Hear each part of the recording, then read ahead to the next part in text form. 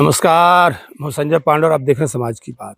पश्चिम बंगाल में अब तक का सर्वाधिक मतदान हुआ है और स्वाभाविक है कि इतना बड़ा मतदान होने के बाद अब तमाम तरह के कयास मीडिया जगत में लगाए जा रहे हैं। कुछ लोग का कहना है कि यह परिवर्तन के लिए है, तो कुछ लोग इसे यह कह करके जस्टिफाई कर रहे हैं कि नहीं, यह उस जो इलेक्शन कमीशन में वोट काटे गए थे उसको जवाब देने के लिए। तृणमूल कांग्रेस का ये कहना है, वो कह रही है कि इस तरह से उनको ये जवाब देने के लिए लोग घरों से इतनी बड़ी तादाद में बाहर निकले और 93% लोगों ने मतदान किया। और यही बीजेपी का कहना है कि लोग परिवर्तन के लिए इतनी भारी संख्या में लोग घरों से निकले।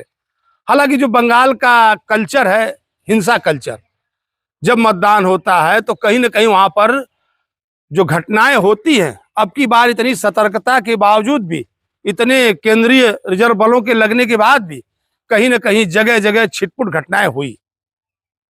कहीं बूथ पर झगड़ा हुआ तो एक जगह जो बीजेपी के प्रत्याशी थे उनको दौड़ा करके पीटा गया। इस तरह की तमाम ऐसी घटनाएं हुई। तो क्या पश्चिम बंगाल की जो सभ्यता है, ये जो सभ्यता पश्चिम बंगाल को कम्युनिस्टों से मिली थी, इसका अंत नहीं हो पाएगा? आप लोकतंत्र में हैं, आप मतदान करिए, आप अपनी विचार को आप अपने रखिए, आगे बढ़ाइए, सब कुछ करिए, लेकिन हिंसा, मतदान के दौरान हिंसा, बूथ पर कब्जा जमाने के लिए हिंसा, आखिर कहां तक जायज है? और ये कल्चर आप देखेंगे कि जो भी केरला से लेकर के और पश्चिम बंगाल, जो दो कम्युनिस्टों के गढ़ थे, वहीं पर इस कल्चर का काफी प्रभाव रहा।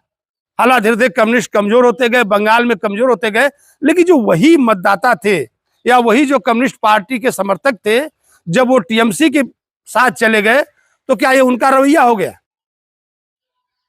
यानी आप अगर किसी को ना पसंद करते हैं तो उसको मारेंगे, या इलेक्शन के दौरान आप इस तरह की घटना करेंगे? जबकि जो नेता हैं वो वोट लेंगे, वोट लेकर के अपने घर जाएंगे, लेकिन आप आखिर जो धाराएं लगेगी, जो केस बनेगी, लोग फंसेंगे और लोगों को फंसना ही फंसना है। वीडियो रिकॉर्डिंग हो रही होगी, सब कुछ हो रहा होगा, लेकिन कैसे लोग हैं ये समझ में नहीं आता कि आखिर उनको क्या मिल जाने वाला है। ये पार्टियां उनको ऐसा क्या दे देंगी जो इनके लिए वो कुछ भी करने को तैयार है, जान तक देने को तैयार है, जान लेने को तैयार है। आखिर ये कौन सी ऐसी सभ्यता है? और आखिर इस सभ्यता का पश्चिम बंगाल में अंत कब होगा? जबकि आप देखेंगे तो पश्चिम बंगाल का जो इतिहास रहा है, एक से एक महापुरुष, अगर मैं गिनाने लगूं तो समय कम पड़ जाएगा। ऐसे ऐसे महापुरुष पश्चिम बंगाल में हुए, एक से एक शिक्षाविद हुए, लेकिन उसके बावजूद भी पश्चिम बंगाल की धरती पर इस तरह की हरकतें, ये लोकतंत्र के लिए कतई ठीक नहीं है।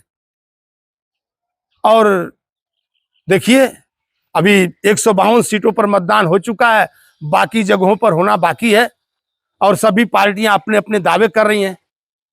और उसी में कल हमने आपको बताया कैसे खान पान से लेकर के तमाम मुद्दे हावी है।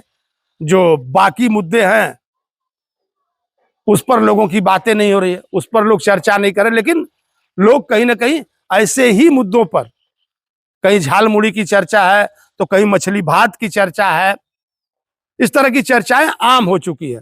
लेकिन इलेक्शन के जो मेन मुद्दे हैं वो कहीं ना कहीं पीछे छूट गए हैं। जिन मुद्दों को आगे होना चाहिए वो मुद्दे पीछे छूट गए हैं।